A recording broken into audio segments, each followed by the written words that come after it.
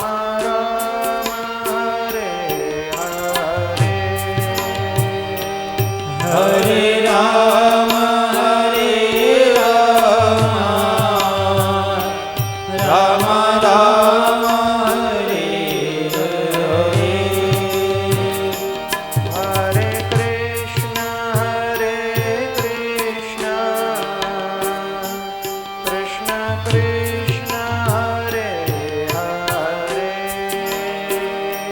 Hare Krishna Krishna Krishna Hare Hare Hare Rama Rama Rama Hare Hare Hare Rama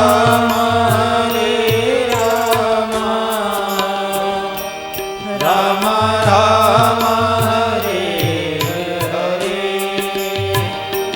Hare Krishna Krishna Krishna Hare Hare Hare Krishna Krishna Krishna Hare Hare Hare Rama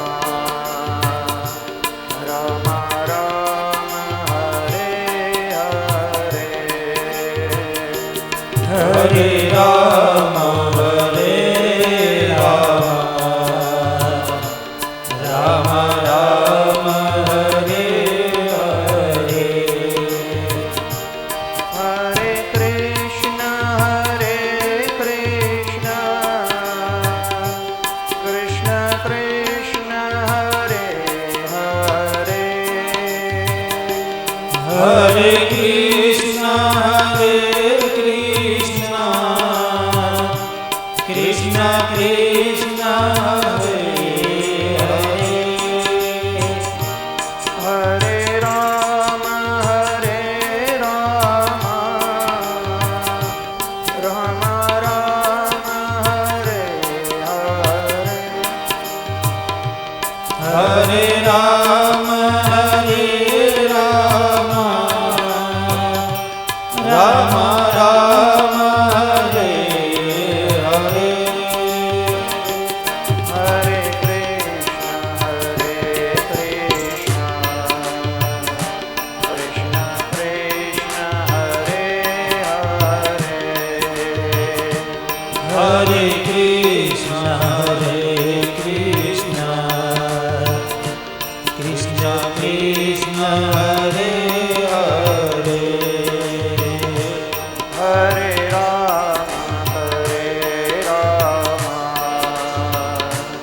Rama Rama Hare Hare Hare Rama Rama Rama Hare Hare Hare Krishna Krishna Krishna Hare Hare Hare Krishna Krishna Krishna Hare Hare Hare Rama Rama Rama Hare Hare Hare Rama Rama Rama Hare Hare Hare Krishna Krishna Krishna Hare Hare Hare Krishna Krishna Krishna Hare Hare Hare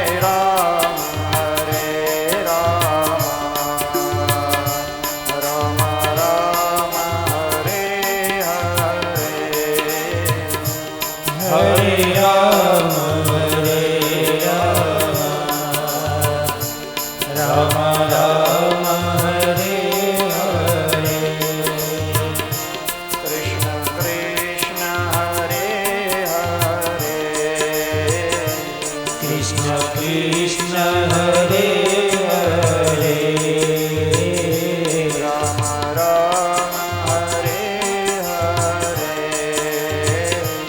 Ram Ram Hare Hare Krishna Krishna Hare Hare Krishna Krishna Hare Hare Ram Ram Hare Hare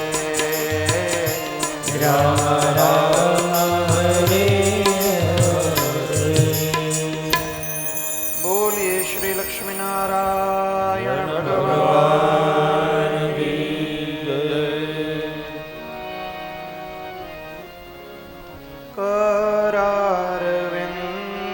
करारविन्देन पदारविन्दं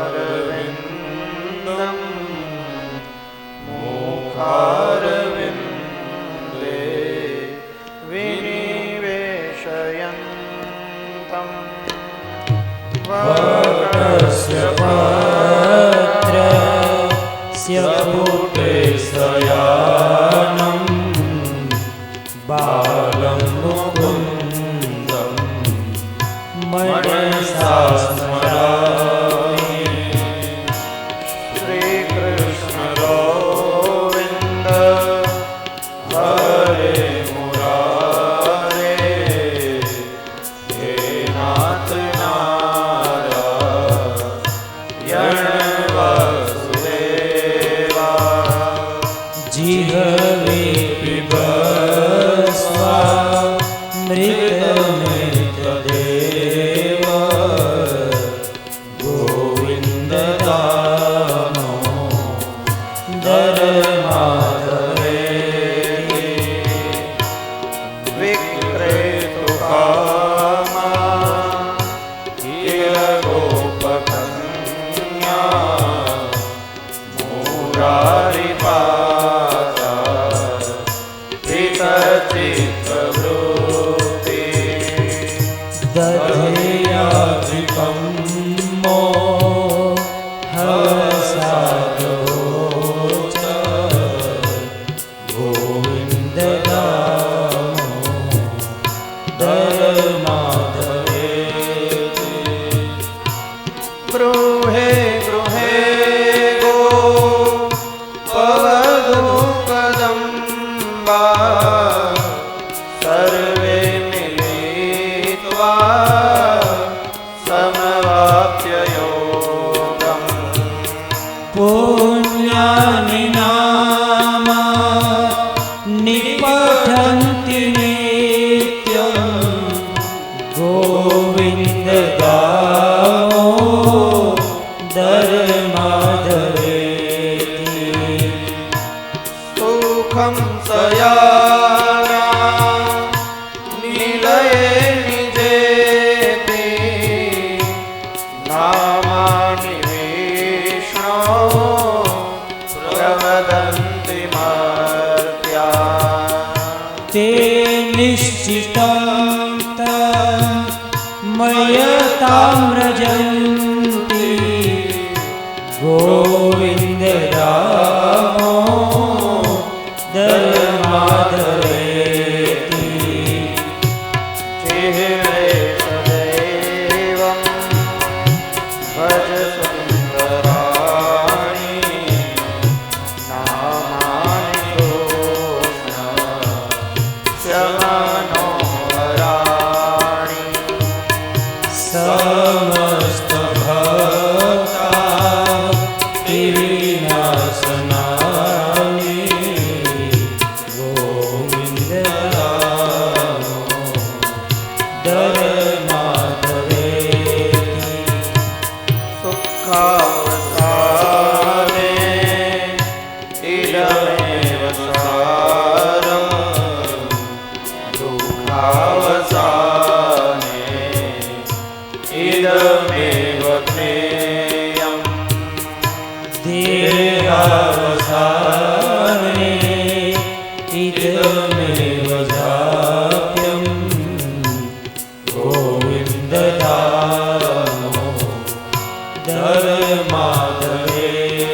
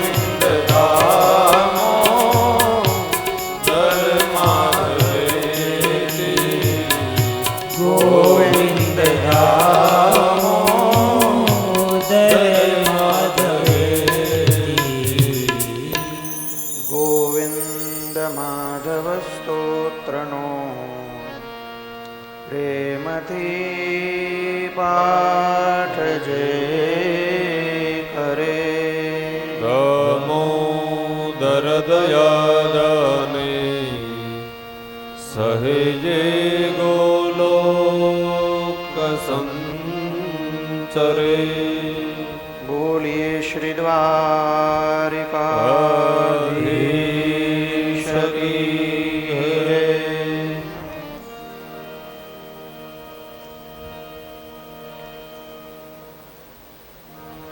Sukhdevji મહારાજ પરીક્ષિતને કહે છે કે હે પરીક્ષિત,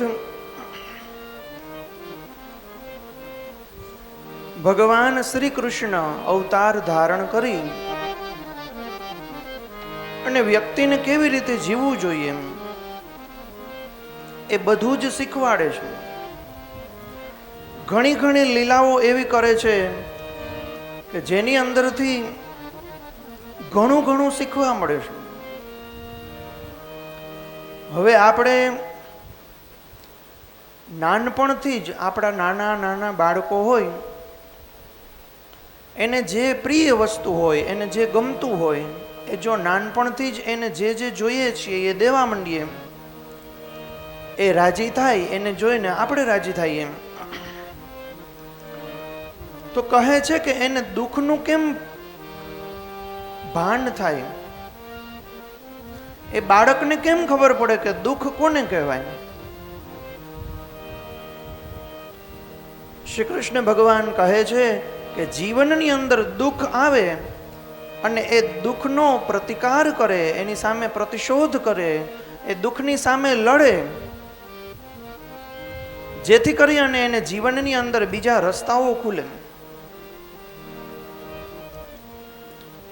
જીવનની અંદર જ્યારે સમસ્યા આવે, એ સમસ્યાનું સમાધાન આપણે પોતે જ જો કરી શકીએ તો જીવનમાં વિજય પદ આપણને મળે. આપણું અત્યારે ગતિવિધિ અને આપણા જીવનનું વ્યાપન એવું થઈ ગયું છે કે જાણે નાના બાળકોની જે ઈચ્છા હોય એ આપણે પૂરી કરીએ. જેમ કે શાસ્ત્રોમાં તો કહેવાયું છે કે બાલાનામ રોદનમ બલમ, બાળકો માટેનું બળ એટલે એની પાસે કોઈ જીવનની અંદર શરીરની શારીરિક શક્તિ ન હોય, પણ એનું બળ કયું તો કે રોદનમ બલમ, એટલે એ રોવે. અને રોવે એટલે આપણે એને બધું જ જે જોતું હોય, જે જે ઈચ્છાઓ હોય એ ઈચ્છાઓ પરિપૂર્ણ કરીએ. તો આ બાજુ ભગવાન કૃષ્ણ કહે છે કે ભાઈ હું પણ નાનકડો છું, હું પણ નાનો છું, મારી સામે ઘણા ઘણા અસુરો આવે છે, ઘણી ઘણી સ્થિતિઓ એવી આવે છે કે જે સ્થિતિમાં કોઈ સામાન્ય માણસ હોય તો ડરી જાય. ભગવાન કહે છે કે નાનપણથી જ જો દુઃખનો અનુભવ થશે તો ભવિષ્યમાં વાંધો ન આવે.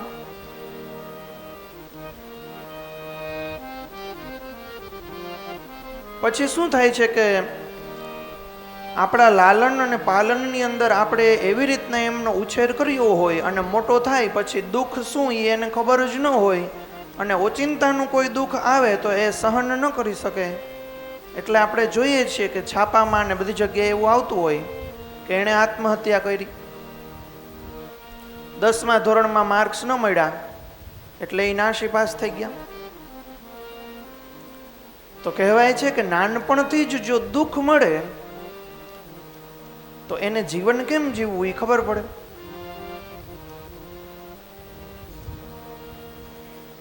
એટલે માતા પિતાએ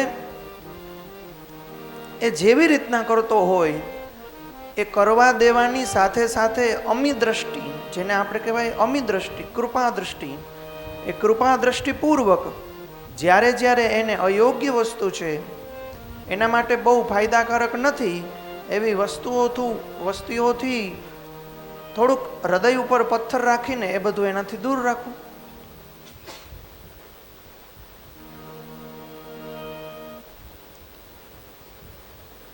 ભગવાન આ બધી લીલાઓથી એમ જ શીખવાડે છે કે આપણે જીવન કેમ જીવવું જોઈએ.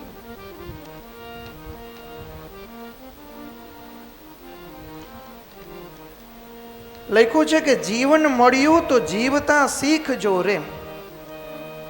આપણું આ જીવન આપણને મળ્યું તો જીવન જીવતા શીખવું જોઈએ. આપણે કાલે કે પરમ દી ઓલું બોલ્યા હતા કે કિસી કે કામ જો આયે ઉસે ઇન્સાન કહેતે હૈ, એમાં બધું વર્ણન હતું. પછી કીધું છે કે કરવો સાર અસારનો વિચાર. જીવન મળ્યું તો જીવતા શીખજો રે, કરવો સાર અસારનો વિચાર.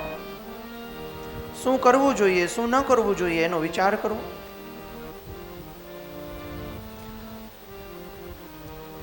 હવે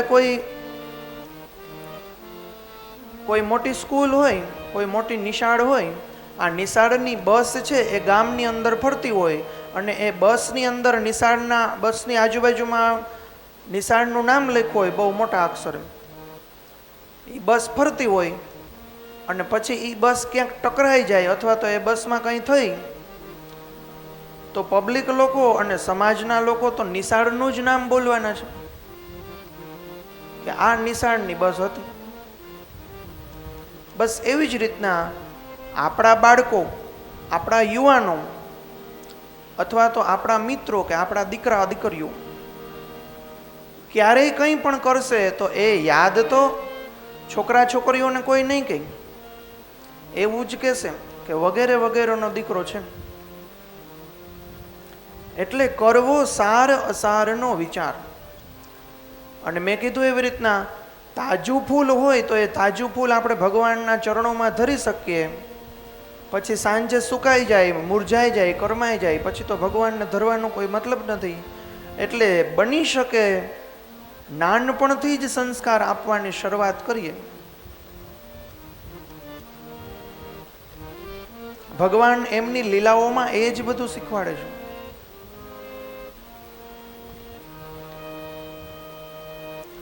એક બહુ મોટા સમંદરની અંદર એક નાનકડું વાહન ચાલ્યું જતું હોય, બહુ નાનું વાહન હોય એ ચાલ્યું જતું હોય અને એ વાહનને આ દિશામાં જતું હોય અને એને આ દિશામાં જવું હોય તો 5 મિનિટ જ થાય આમથી આમ ફેરવતા.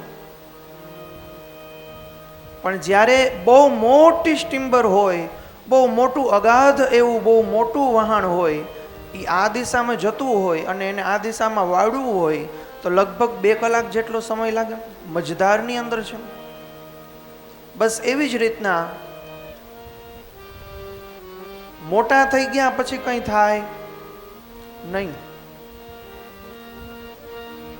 મોટા થઈ જાય પછી તો એમ જ કહેવાનું રે અમે તો કંઈ ન કર્યું, તમે કરજો.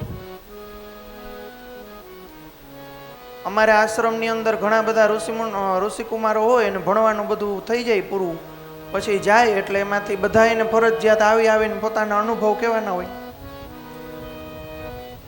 એટલે 20 છોકરા હોય એમાંથી 15 જણા એ કહે કે મેં આ જીવનની અહીંયા 8 વર્ષની અંદર કે 10 વર્ષની અંદર એટલું કર્યું.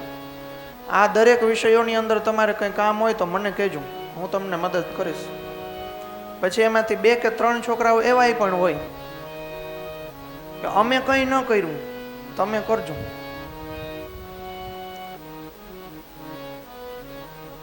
એટલે કહેવાનો મતલબ કે આપણે નાના બાળકો છે આપણા ત્યારથી જ જો સંસ્કાર દેવાની શરૂઆત કરી દઈએ, સર્વપ્રથમ તો દુઃખ સહન કરવાની શક્તિ જ જો એની અંદર ઉમેરી દઈએ તો એને જીવનમાં ક્યારેય ઉપાધિ ન થાય.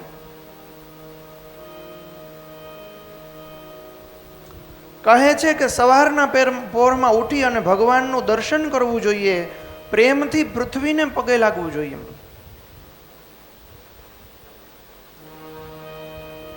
સમુદ્ર વસને દેવી પર્વતસ્તન મંડલે વિષ્ણુપત્ની નમસ્તુભ્યમ પાદ સ્પર્શ ક્ષમક્ષમે. પૃથ્વી માતાને પગે લાગીને કહેવું જોઈએ કે હે પૃથ્વી માતા, હું મારો આ પગ છે તમારી ઉપર મૂકું છું, મને ક્ષમા આપજો. તમે વિષ્ણુ પત્ની છો. સવારના પોરમાં એ કાર્ય થઈ જાય પછી પવિત્ર સ્વચ્છ થઈ જઈએ, પછી ભગવાનને પગે લાગવું જોઈએ. હે પ્રભુ, જીવનની અંદર જે કંઈ છે બધું જ તમે આપેલું છે. એ નંદબાવાએ ભગવાનને શીખવાડ્યું હતું એટલે ભગવાન એ બધું કરતા હતા. એની દિનચર્યા લખીશું. માતા પિતાને પગે લાગવું જોઈએ? અમને તો આશ્રમમાંથી એવું પણ શીખવાડ્યું કે બધાયને પગે ન લાગવું. પછી અમે કારણ પૂછીએ, એનું કારણ શું? તો એવું કીધું કે આપણે કોઈને પગે લાગીએ ને એટલે એના ગુણ તમારી અંદર થોડાક આવવા માંડે. જો બધાયને પગે લાગશું તો ન આવવાનું પણ આવશે. એટલે એવું કીધું કે બધાયને પગે ન લાગવું, કોઈ એવા શ્રેષ્ઠ ઋષિમુનિ જેવું જેમનું જીવન હોય એમને જ પગે લાગવું, જેથી કરીને એમના ગુણ તમને તમારી અંદર આવે. અને બીજું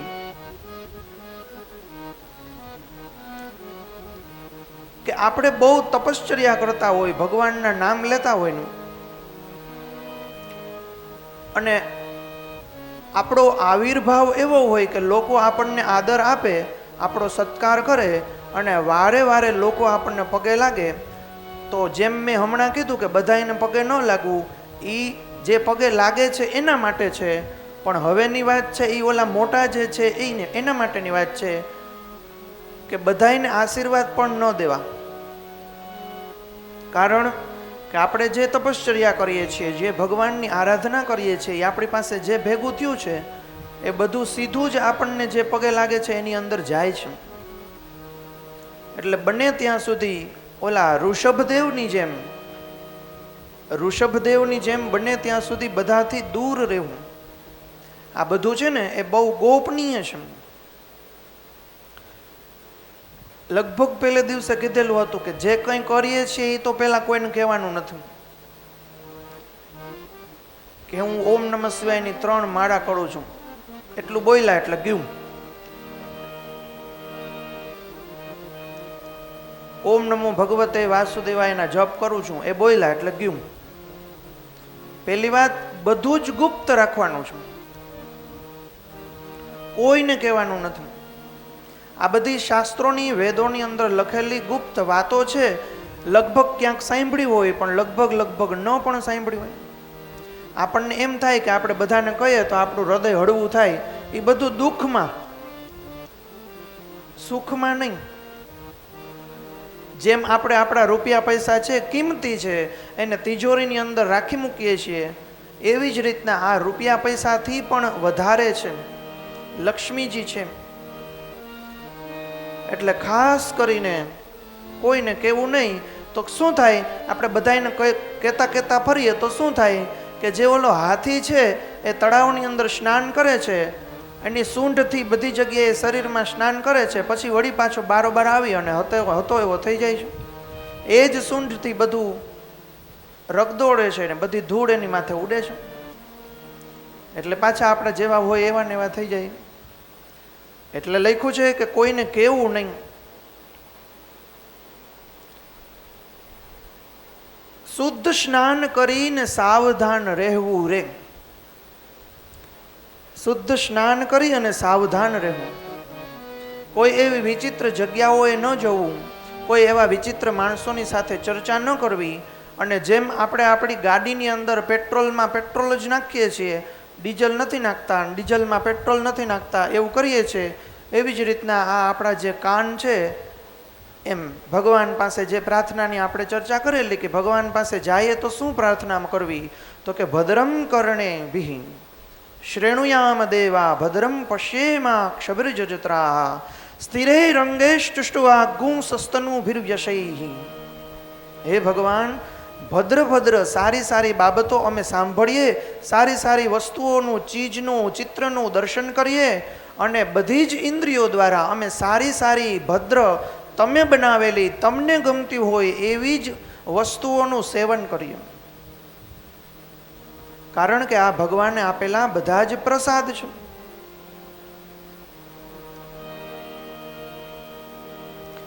પછી કહે છે કે દેવોના દર્શનથી જીવન દિવ્ય થશે.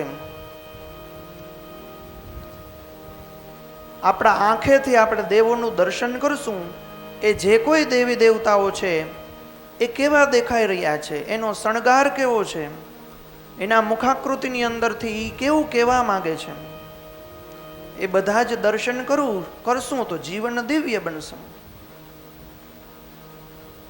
छोटी सी कली तब ही पुष्प बन सकती है जब भास्कर का प्रकाश हो. एक फूल હોય, ફૂલની પહેલા એની કળી હોય. એ કળી ફૂલ ક્યારે બને? જ્યારે ભાસ્કરનો પ્રકાશ હોય. छोटी सी कली तब ही पुष्प बन सकती है जब भास्कर का प्रकाश हो. लोहा लोहा तब ही सुवर्ण बन सकता है जब पारसमणि का स्पर्श हो. वैसे ही भले ही जीवन दीर्घ हो, दीर्घ એટલે લાંબુ, वैसे ही जीवन भले दीर्घ हो किंतु दिव्य तो तब ही बन सकता है जब श्री कृष्ण भगवान का सानिध्य हो.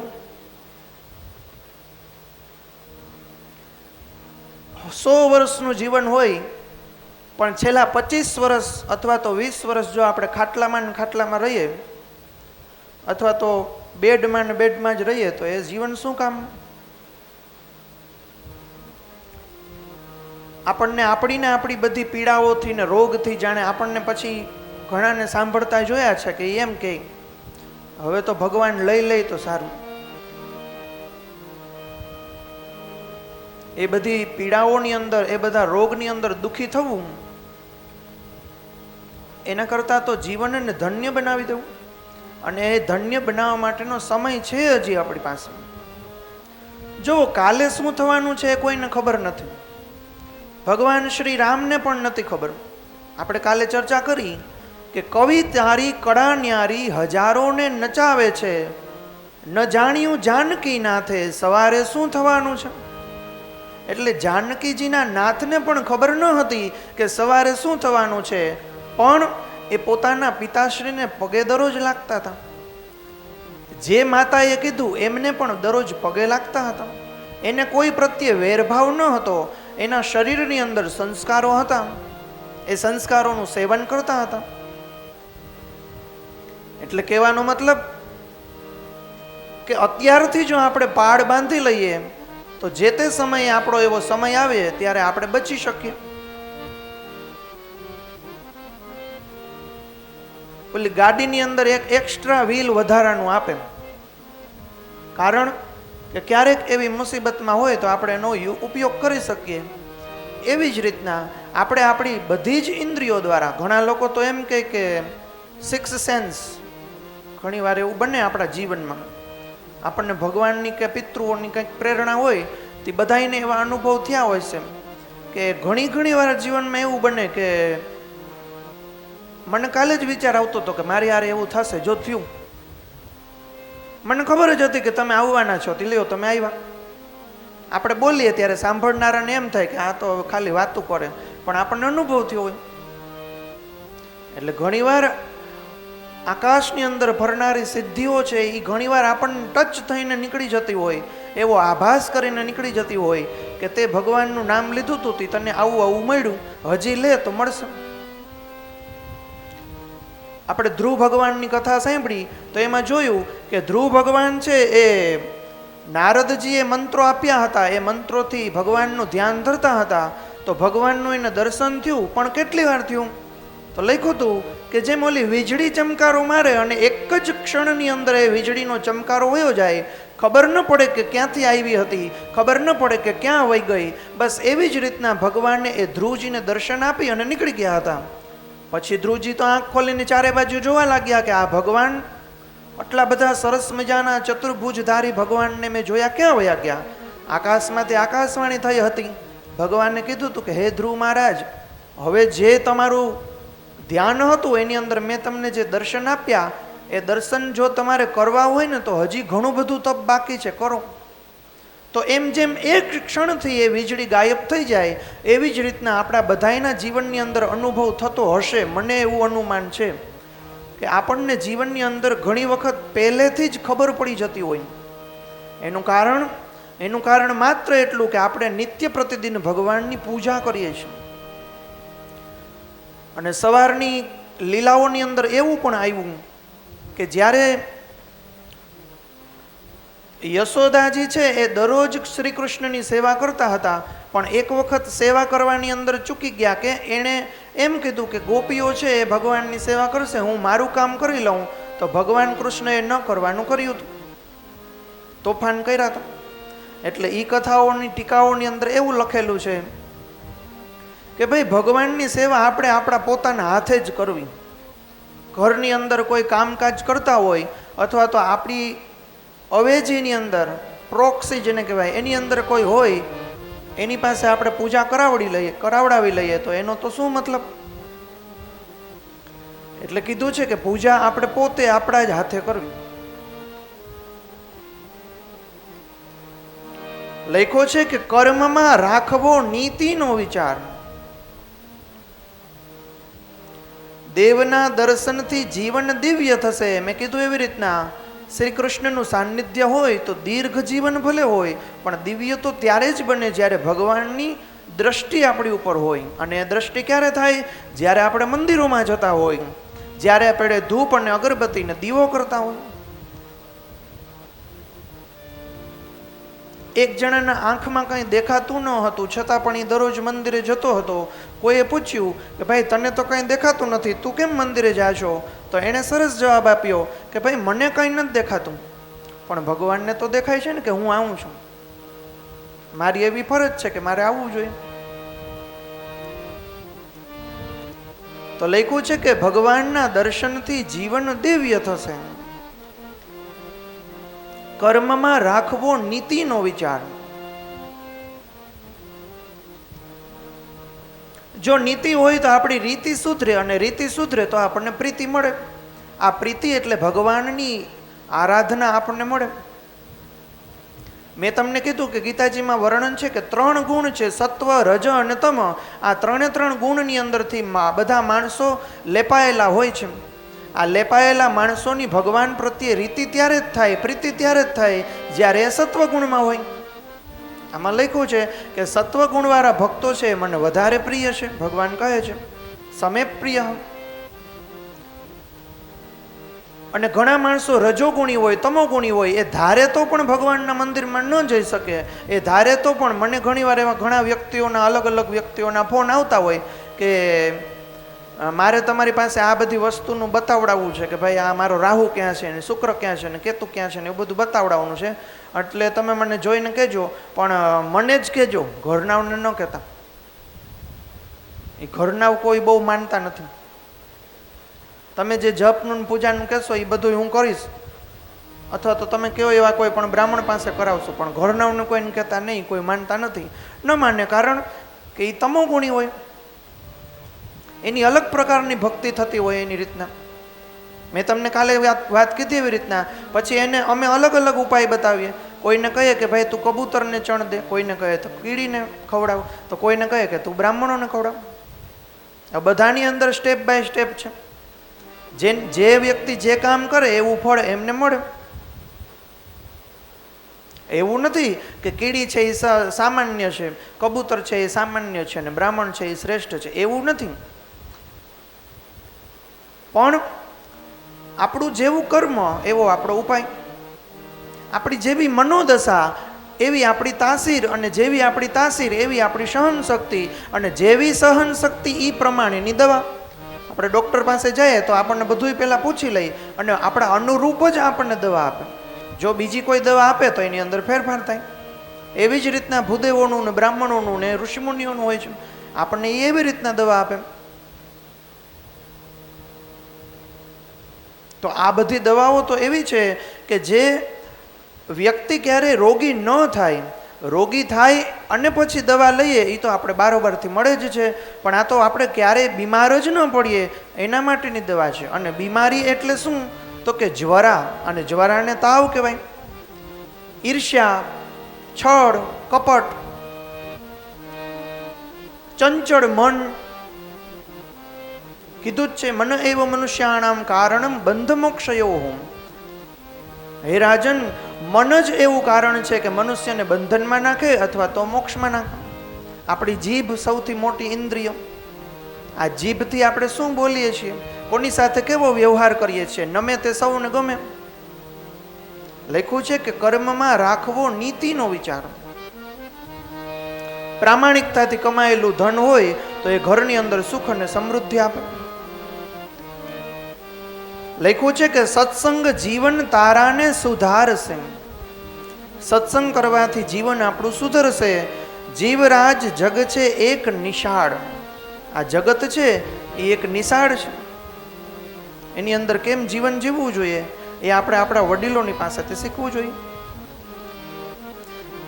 સુખદેવજી રાજા કહે છે, સુખદેવજી મહારાજ કહે છે કે હે રાજન, આજ પ્રમાણેની બધી જ લીલાઓ ક્રમશઃ ભગવાન કરે છે અને ક્રમશઃ આપણને બતાવે છે. આ અઘાસુર કોણ હતો? તો કહે છે કે અઘાસુર એટલે પાપ. એ પાપને મારવો પડે. આ બકાસુર કોણ હતો? તો કે એ મોહ, મોહવશ એકાગ્રતાનું પ્રતિબિંબ છે. મેં તમને કાલ કીધું એવી રીતના કે સ્થિર વસ્તુને જોઈએ તો આપણું મન અસ્થિર થઈ જાય છે અને અસ્થિર વસ્તુને જોઈએ તો આપણું મન સ્થિર થઈ જાય છે. તો એ મનને સ્થિર કરવા માટે એ જે મોહરૂપી બતક છે, બકાસુર છે, એને મારવો પડે.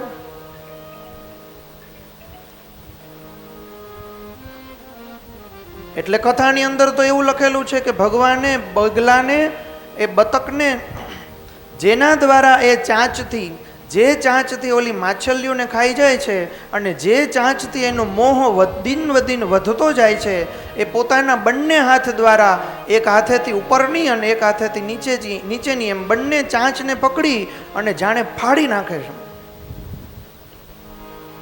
અને બગલાને મારે છે. પછી કહ્યું છે કે રાજા પરીક્ષિત કથાની અંદર પ્રશ્ન પૂછે છે. એટલે સુખદેવજી મહારાજ કહે છે કે હે રાજન, ભગવાન નંદ બાવાને એવી બહુ મોટી મોટી માંગલ્ય એટલે કે એના દ્વારા મંગળ વસ્તુઓ, મંગલ સાધનાઓ, મંગલ પ્રભાવો એ ત્યાં રહી, બાબાની પાસે રહી અને એવી લીલાઓ કરે છે કે ભગવાનને સુખ થાય છે. બસ એટલું જ સુખ નંદ બાવાને પણ થાય છે. પરીક્ષિત પ્રશ્ન પૂછે છે કે હે ભગવાન, નંદ બાવાની એવી તે કેવી વળી સાધના હશે કે ભગવાન એના ઘરે આવ્યા? પરમ ભાગ્યશાળી યશોદાએ પણ એવી કઈ તપશ્ચર્યા કરી હશે કે જેને લીધે સ્વયં ભગવાન શ્રી પોતાના શ્રી મુખેથી યશોદાનો દુગ્ધપાન કરે છે. સુખદેવજી મહારાજ ભગવાનનું વર્ણન કરતા કહે છે કે આ બધી જ ભગવાનની લીલા છે. હે પરીક્ષિત સાંભળ. નંદ બાવા પૂર્વ જન્મમાં, એટલે કે નંદ બાવા જે છે એ પહેલાના જન્મમાં શું હતા હું તને કહું. પહેલાના જન્મમાં એક શ્રેષ્ઠ વસુ હતા. તેમનું નામ હતું દ્રોણ અને તેમના પત્નીનું નામ હતું ધરા, એટલે કે યશોદા. તેમણે બ્રહ્માજીના આદેશનું પાલન કરવાની ઈચ્છાથી તેમને કહ્યું હતું કે ભગવાન, જ્યારે અમે પૃથ્વી ઉપર જન્મ લઈએ ત્યારે સાક્ષાત શ્રી હરિ અમારા કુખેથી પ્રગટે. બ્રહ્માજીએ એમને કીધું હતું કે એવું જ થશે. જે જ તપસ્વી ઉપાસના કરતા હોય એ ઉપાસનાના હૃદયની અંદર જ ભગવાન હોય. કહે છે કે તે જ પરમ યશસ્વી ભગવન્મય દ્રોણ વ્રજમાં ઉત્પન્ન થયા અને એનું નામ પડ્યું નંદ. અને એ પરમ તપસ્વીની ધરા નામની જે હતી એ પણ વ્રજમાં, એનો જે વિસ્તાર છે એની અંદર જ એમની ઉત્પત્તિ થઈ અને એમનું નામ પડ્યું યશોદા. નંદ એટલે કે આનંદ, હંમેશાને માટે જે આનંદમાં રહેનારા છે. અને યશોદા, આપણે સવારે વાત કરી કે જે બધો જ યશ છે એ બીજાને આપી દે. આપણે સવારે ચર્ચા કરી કે તમે આવ્યા તો અમને બહુ ગમ્યું. અમારા ગુરુદેવ એવું કહે છે કે ખાલી ખોટે પણ કોકના વખાણ કરવા. કોઈ છોકરો હોય, ભણતો હોય તો ખોટે પણ એને કહેવું કે તું બહુ સરસ ભણે છે. આ એક પુણ્યનું કામ છે. તું જે ભણે છે ને બહુ સરસ છે. મેં તારા જેવા ભણેશ્રી છોકરા બહુ જોયા નથી, હજી ભણજે. જો એવું કહીએ તો એનો ઉત્સાહ વધે. કોઈ સારા કાર્ય કરતા હોય કોઈ માણસ છે એ દાન દેતા હોય, કોઈ માણસ છે કોઈ પણ જગ્યાએ સેવા આપતા હોય, એવી જગ્યાએ આપણે આળસ ન કરવી જોઈએ. પ્રમાદને છોડી અને એવા વ્યક્તિઓની પીઠ થપથપાવવી જોઈએ. કહેવું જોઈએ કે તમે જે કામ કરો છો બહુ જ સરસ છે, આ તમારું ગજું છે, બાકી તો કોઈ કરી ન શકે. એવું કરવાથી કહે છે કે રાજન, ભગવાનનું જ કામ તમે કરો છો. કારણ કે જે સારું કામ કરે છે એને તમે પ્રોત્સાહન આપશો તો એ વધારે સારું કામ કરશે. ક્લાસની અંદર જેનો પહેલો નંબર આવે એને આપણે મેડલ આપીએ, એ બહુ રાજી થાય. પછી અમે લોકો એવું કહીએ કે આ તને પહેલો નંબર આવ્યો, એનું મેડલ દીધું, હવે જવાબદારી વધી ગઈ. તારા મનની અંદર એવું થવું જોઈએ કે દર વખતે લેવો છે. કારણ કે એમાં એવું હોય કે એક વખત પહેલો નંબર લઈ લેવો સહેલો છે, પણ દર વખતે લેવો અઘરો છે. એટલે કહે છે કે જે સારું કામ કરતા હોય એને પ્રોત્સાહન દેવું જોઈએ. બ્રહ્માજી એવું કરે છે. બ્રહ્માજીએ ઓલા ધરાને અને જે નંદના રૂપની અંદર દ્રોણ હતા, એ દ્રોણને બંને લોકોને કહે છે કે તમે લોકોએ ખૂબ જ તપ કર્યું છે, તમારી ઉપાસનાનું ફળ બહુ જ સુંદર છે, એટલે તમે જેવું ઈચ્છો છો એવું જ થશે. જ્યારે તમે નંદાલયની અંદર, ગોકુળની અંદર હશો, એવા સમયે ભગવાન જ તમારે ત્યાં આવશે. પરીક્ષિત, હવે આ જન્મમાં જન્મ મૃત્યુના ચક્કરમાંથી છોડાવનારા ભગવાન તેમના પુત્ર થયા અને સઘળા ગોપ ગોપીઓની અપેક્ષાઓને આ પતિ પત્ની નંદ અને યશોદા એમના દ્વારા પરિપૂર્ણ કરે છે. બ્રહ્માજીની વાત સત્ય ઠેરવવા માટે ભગવાન શ્રી કૃષ્ણ બલરામજીની સાથે વ્રજમાં રહી અને સઘળા જે કોઈ કામ હોય છે, સઘળા વ્રજવાસીઓની પોતાની બાળ લીલાથી આનંદિત કરે છે. બધા લોકો રાજી થાય છે. બધા લોકો ભગવાન શ્રી કૃષ્ણની સાથે એવી તે રીતના રહે છે કે જાણે કોઈને ઘરે જવાની ઈચ્છા નથી થતી. બધી ગોપીઓને એમ જ થાય કે અમે ભગવાનના ઘરની અંદર ને ભગવાનનું મહેલ છે એમાં જ રહીએ. યશોદાને કંઈ કામ ન હોય તો એ ગોપીઓ કીધા રાખે કે કંઈ કામ હોય તો કહેજો, કંઈ કામ હોય તો કહેજો. ઓલા વૃદ્ધ ગોપો છે એ ગોવાળિયાઓને કંઈ કામ ન હોય તોય પૂછે કે હે નંદ મહારાજ, કંઈ કામ હોય તો કહેજો, અમારા લાયક કંઈ હોય તો કહેજો.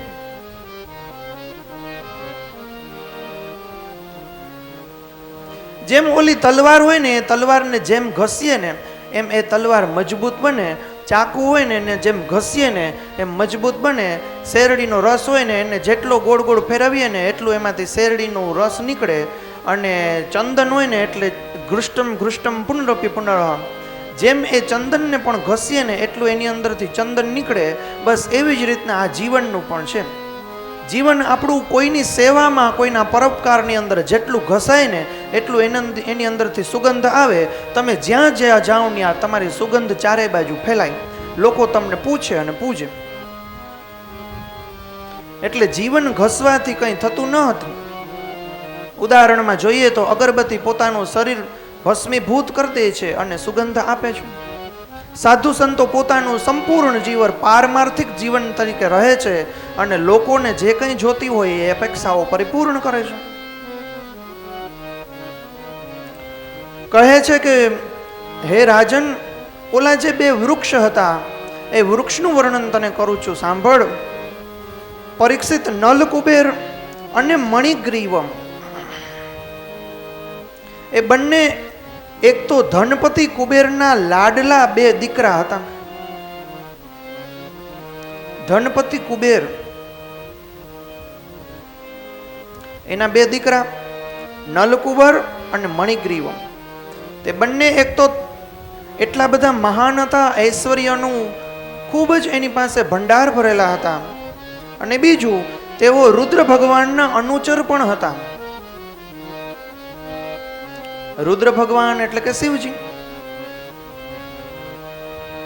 આત્મા ત્વમ ગિરિજા મતિ સહચરા પ્રાણા શરીર સ્થિતા સંચાર પદયો પ્રદક્ષિણ વિધિ સ્ત્રોત્રાણિ સર્વા ગિરા.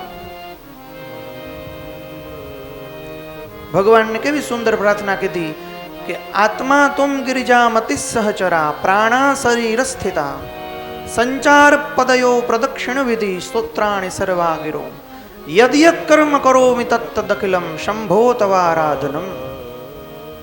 હે ભગવાન, દુનિયાની અંદર અમે જે ચાલીએ છીએ તો અમે એવું માનીએ છીએ કે જે ગમે ત્યાં અમે જતા હોય, અમારા મનની અંદર માનસી પૂજા તરીકે અમે એવું વિચારીએ છીએ કે જાણે અમે તમને તમારી પ્રદક્ષિણા ફરીએ છીએ. આત્મા ત્વમ ગિરિજામતી,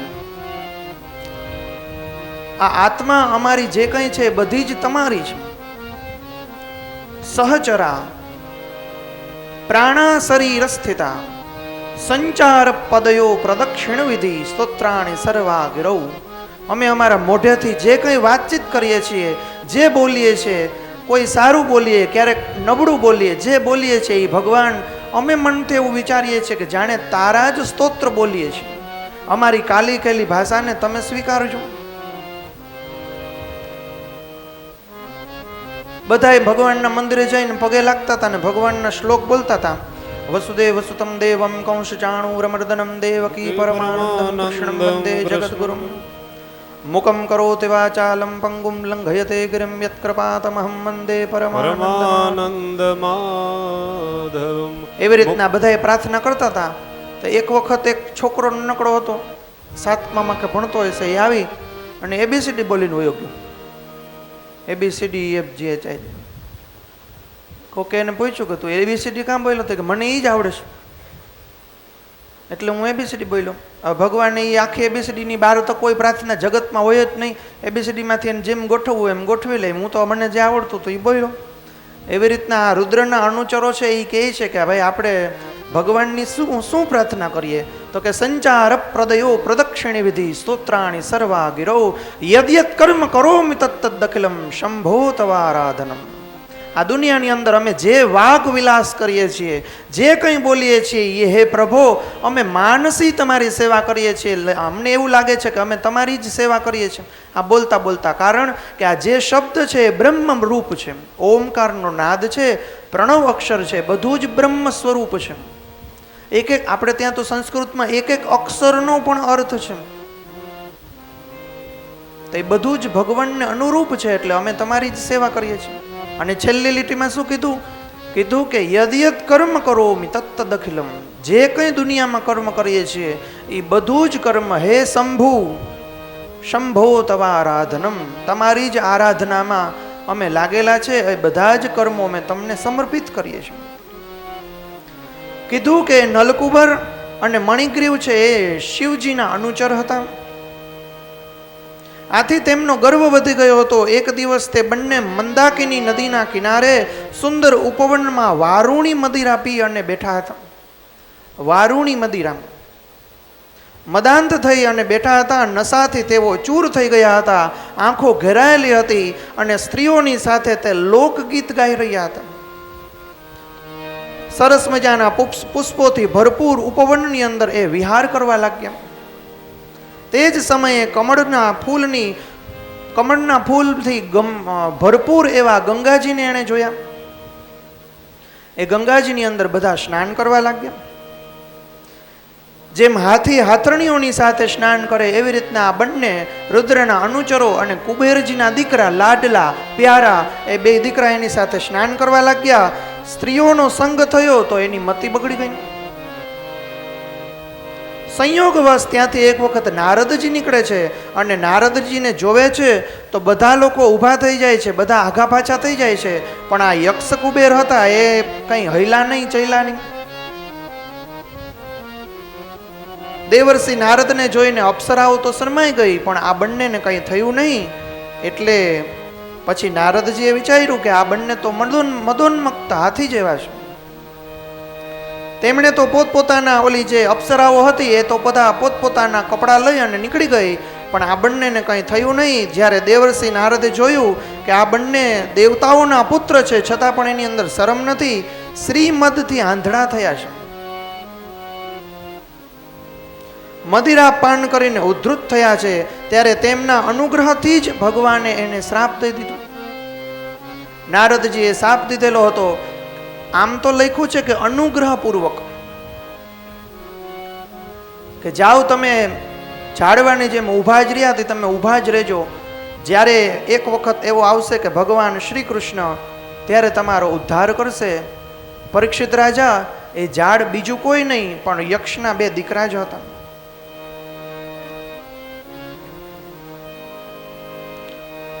લખ્યું છે કે હે રાજન, જ્યારે શ્રીથી એટલે કે રૂપિયા પૈસાથી માણસ મદાંત થઈ જાય છે, જેમ આ ઝાડવા બન્યા એવી રીતના મદાંત થઈ જાય છે. અને કોઈ દેવી, કોઈ ઋષિ કે કોઈ પણ સારા માણસનો શાપ એને લાગે છે. જોજો આપણે વાતચીતની અંદર પણ કંઈ કોઈ વિશે કંઈ પણ બોલી દેતા હોય ને, તો આપણે પૂજાપાઠ કરતા હોય તો એનું ફળ આપણને મળ્યું હોય ને, તો એવું પછી એની સાથે બનતું હોય. એટલે યાદ રાખવું, કોઈના વિશે આપણા મનની અંદર ખરાબ ભાવ આવે તો એવું પાછું એની સાથે બનતું જ હોય. અને આપણે એની સાથે પછી ઋણાનુબંધમાં આવી જઈએ, ત્યાં બધું લખાઈ જાય અને પછી બીજા જન્મમાં અથવા તો યથાયોગ્ય સમયે ફરી વખત પાછું એ બધું ગોળ ગોળ ફરતું જ હોય. એટલે જ મેં તમને લગભગ સવારે કીધેલું હતું કે ભગવાન શ્રી કૃષ્ણ લીલા દ્વારા, આ જ લીલાઓ દ્વારા સમજાવે છે. ત્યાં લખ્યું છે રાજા પરીક્ષિત, આ જ લીલાઓ દ્વારા સમજાવે છે કે આપણે તો બધાયના થઈને રહેવાનું, પણ કોઈને આપણા નહીં બનાવવાનું. જો આપણે કોઈને આપણે પોતાના આપણા બનાવીએ તો જ આપણને પ્રેમ થાય અથવા તો વેર થાય. આપણે કોઈને બનાવીએ જ નહીં તો ન પ્રેમ થાય કે ન વેર થાય. અનાસક્તિ યોગ એને કહેવાય. એટલે આપણે પામર મનુષ્યો છીએ, આપણા માટે એ શીખ છે કે આપણે કોઈ માટે ક્યારેય કોઈ ખરાબ વિચાર ન કરવો જોઈએ. આપણું તપ તો નષ્ટ થઈ જ છે, પણ સાથે સાથે એના જીવનમાં એવું બને તો એ દુઃખની વાત છે.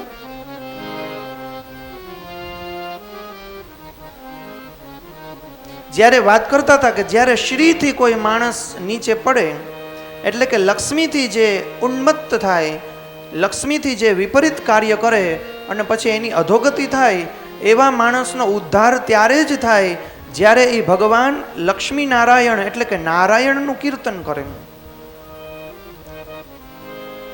આમાં એવું છે કે તમે ભાઈ ભગવાનનું એવું છે, માણસનું નહીં. કે શિવજીના મંદિરમાં આપણા શાસ્ત્રોમાં નિયમ છે કે શિવજીના મંદિરમાં જઈ અને વિષ્ણુ સહસ્ત્ર સ્તોત્રનો પાઠ કરીએ તો એનું અધિક ફળ છે એવું લખ્યું છે. વિષ્ણુ સહસ્ત્રમાં જ લખ્યું છે.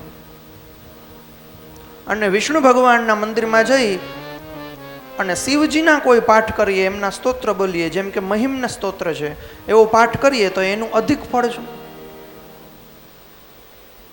કોઈ નદીઓની પાસે બેસી અને બોલીએ તો અધિક ફળ છે.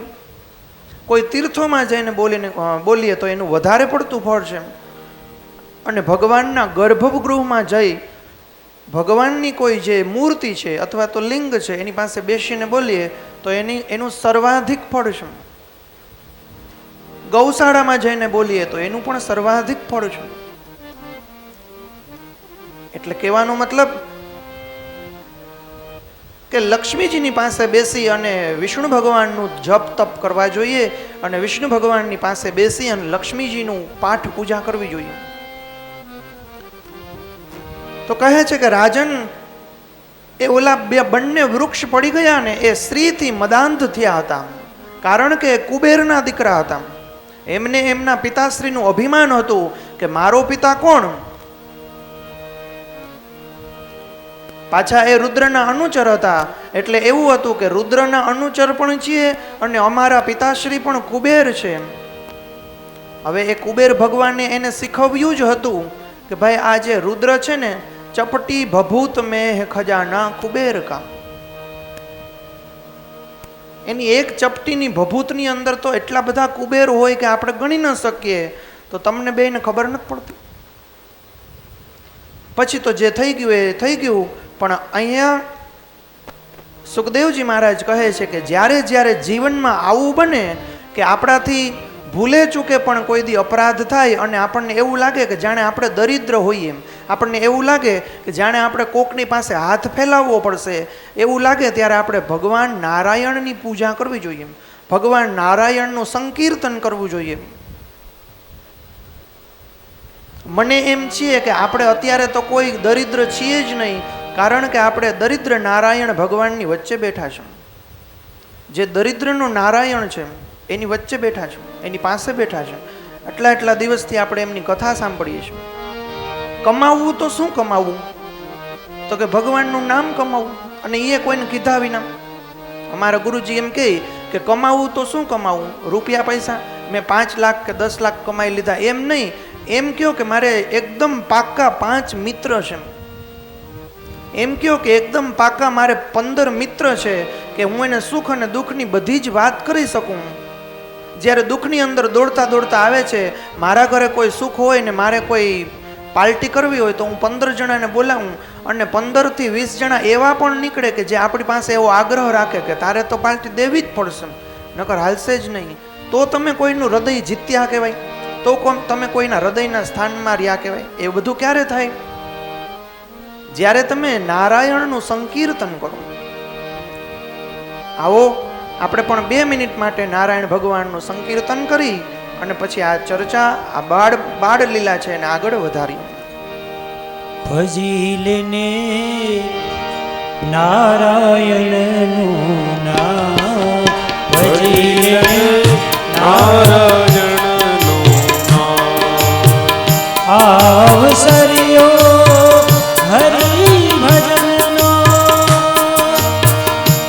એમાં કોડી ન બેસે દામ, એમાં કોડી ન બેસે દામ. માટે ભજી લેજે નારાયણનું નામ, ભજી લેને નારાયણનું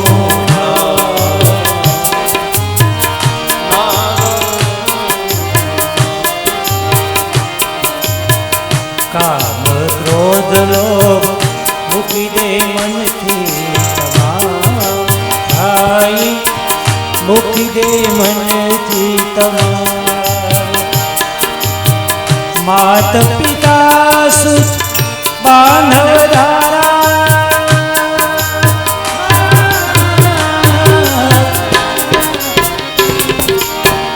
માત પિતા સુત બાંધવ ધારા, કોઈ નાવે કામ, એ વાલા કોઈ નાવે કામ. માટે ભજી લેને, ભજી લેને ભાઈ, તું ભજી લેને નારાયણનું નામ, ભજી લેને નારાયણનું નામ. આવસરિયો રામ ભજનનો,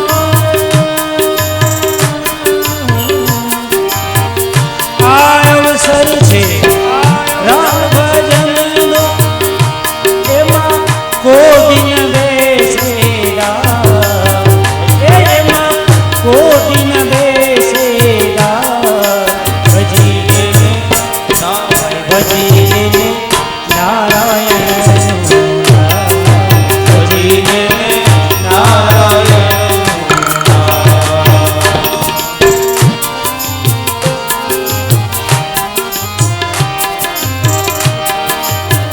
અંધ થઈને અથડામાં ભૂંડા, ઘટ ઘટ સુંદર શ્યામ.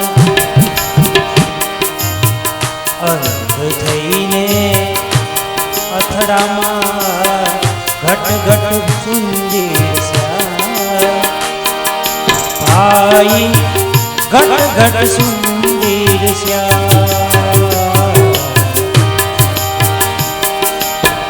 દાસ સતાર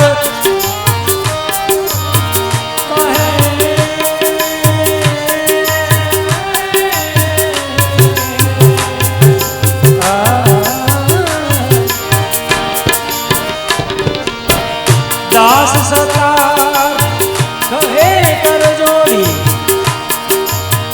सब संतों को प्रणाम, सब संतों को प्रणाम. भजी लेने भाई, भजी लेने तू, भजी लेने नारायणનું નામ, ભજી લેને નારાયણનું નામ.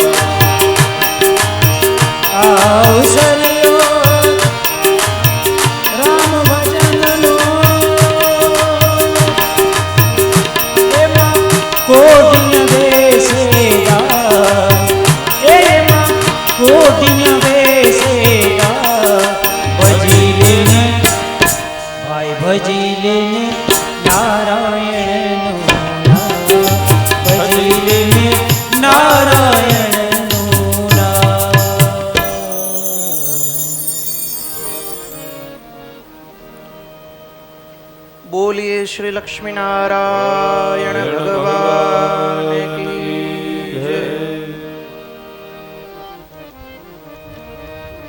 હું તો એમ કહું કે અતિશય આદર અને વિનમ્રતાથી અકિંચન ભાવે જો આદર, વિનમ્રતા, અકિંચન ભાવ આ બધું જ સંસ્કારથી મળે. આપણે ડાય અને સારી સારી વાતો સાંભળીએ, આપણને એવી ઈચ્છા થાય કે મારે પણ એવું બનવું છે કે હું પણ આદર કોઈનો કરું. આપણને ડાય અને સારી વાતો સાંભળીને એમ થાય કે હું પણ વિનમ્ર થઈ જાઉં, પણ એમ વિનમ્ર થઈ ન શકીએ. એમ આપણે સંસ્કારી બની ન શકીએ, કારણ કે એ બધું તો ઇનબિલ્ટ એટલે કે લોહીમાં જ હોય.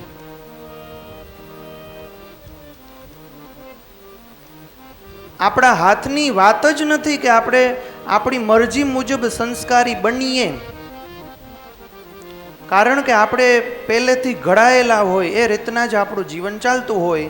એટલે મેં તમને થોડીક વાર પહેલા જ ઉદાહરણ દીધા એમ કે ઓલું નાનકડું વહાણ છે એને કેટલી વાર લાગે અને મોટું વહાણ છે એને કેટલી વાર લાગે. સંસ્કારી તો ત્યારે જ બની શકીએ જ્યારે એનો સમય હોય. આપણે કાલે ચર્ચા કરી હતી કે ટાણે થાય એ નાણે ન થાય. ટાણે થઈ જાય પછી પૂરું, પછી છેટ સુધી એના નાના હોય ત્યારે અક્ષર સારા થાય તો થઈ જાય, પછી આપણે મોટા થઈ જાય પછી અક્ષર ખરાબ હોય તો એ સારા ન થાય. અભ્યાસથી બધું થાય. એટલે મારો તો કહેવાનો મતલબ એટલો કે જેટલું આપણે વિનમ્ર હોઈએ ને એટલા આપણે સુખી થઈ શકીએ. બીજું, જેટલી આપણી પાસે અપેક્ષા ઓછી એટલા આપણે સુખી. જેટલું વહેલું આપણે સમજી લઈએ કે આ કંઈ આપણી ભેગું નથી આવવાનું એટલા વધારે સુખી. બાકી દોડધામની અંદર, ભટકવાની અંદર કંઈ છે જ નહીં. જીવન વ્યતીત થાય, જીવન વ્યર્થ થાય અને જીવન આપણું બગડે, બીજું કંઈ જ ન થાય. જેટલું વહેલું સમજી લઈએ કે અપેક્ષાઓ ઓછી કરીએ એટલું જીવન સુમધુર રહે.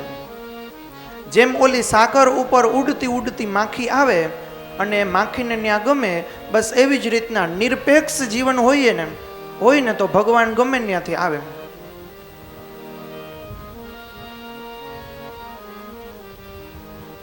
બાકી એ જ માખી ઉડતી ઉડતી જો મધમાં બેસે તો એ મધની અંદર પછી એની પાંખ હોય એ ફસાઈ જાય અને પછી એ મરે. એટલે લોભથી પછી માણસ મરે છે.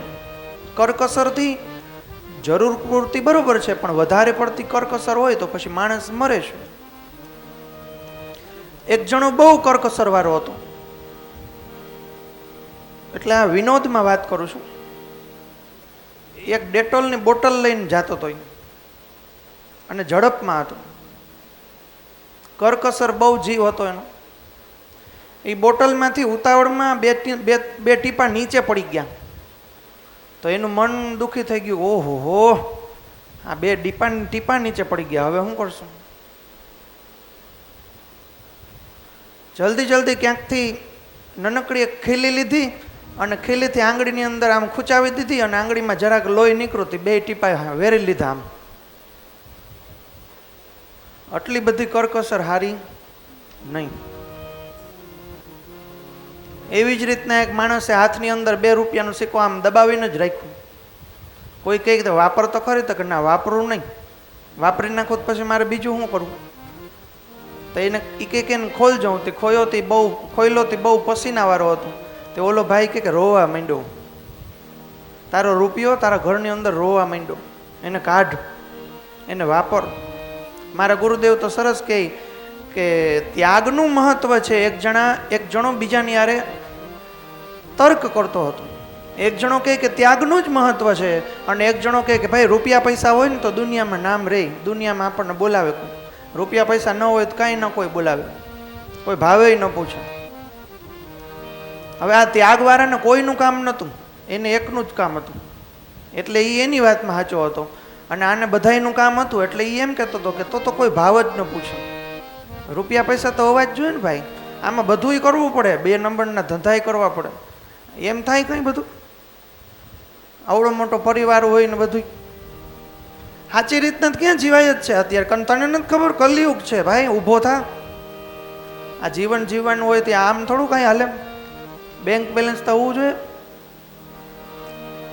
તો ઓલું ત્યાગવાળો કહે છે એ કે આપણે ત્યાગ કરી દઈએ ને તો આપણે જીવન જીવી શકીએ. એને બીજા 1-2 ઉદાહરણ દીધા. શું દીધા?